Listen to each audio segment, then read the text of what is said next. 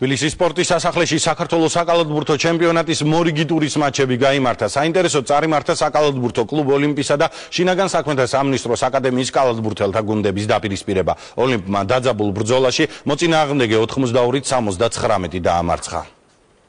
ტურის ცენტრალურმა დაპირისპირებამ საყოველთაო ინტერესი გამოიწვია. სპორტის სასახლეში უამრავი გულშემატკივარი შეიკრიბა და მაყურებელმაც დინამიური სანახაობრივი კალათბურთი იხილა. პირველ და მეორე მეოთხედებში თანაბარი ბრძოლა მიმდინარეობდა. შედეგად პირველი მეოთხედი ოლიმპმა 17-15 მოიგო. მეორეში კი შინაგან საქმეთა სამინისტროს კალათბურთელებმა უკეთ ითამაშეს და დიდ შესვენებაზე ერთბურთიანი უპირატესობით გავიდნენ.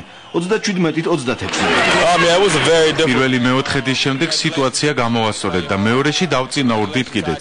შემდგომ კი ალბათ კონცენტრაცია დავკარგეთ. ნებისმიერ შემთხვევაში შეცდომები უნდა გავაანალიზოთ, გამოვასწოროთ და მომავალი ტურისთვის მომემზადოთ.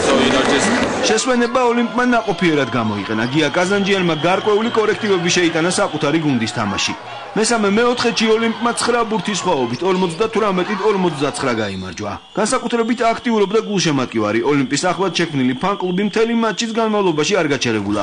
ხომაგები დარწმუნებულები იყვნენ, რომ მათი გუნდი შეხვედრას ლოგიკურ დასასრულამდე გამარჯვებამდე მიიყვანდა. მოვიგებთ ამ თამაშს აუცილებლად და ძალიან დიდი შემართებით ვარ, ყვირი ვარ.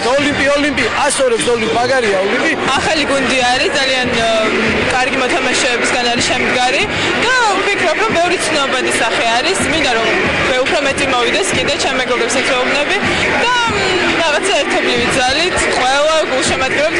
გადამწყვეტ მეოთხედში კაზანჯიანის გუნდმა მოპოვებული უპირატესობა კიდევ უფრო განიმტკიცა, თუმცა მატჩის ბოლო წუთები საკმაოდ დაძაბულ ატმოსფეროში წარიმართა. საბოლოოდ მხოლოდ 3 ბურთიანი სხვაობა 82-79. ოლიმპის გამარჯვება მნიშვნელოვნად განაპირობა გუნდის ლიდერის გიორგი გამყარელიძის შესანიშნავმა თამაშმა. საქართველოს ეროვნული ნაკრების წევრმა 35 ქულა დააგროვა. დაძაბული თამაში იყო პირველივე წუთიდან და მე ვფიქრობ, რომ ესე დაცვის ხარჯით და გუნდური მონდომებით მოვიდით. ერთ-ერთი საუკეთესო თამაში იყო ჯერჯერობით ჩვენი ჩემპიონატის.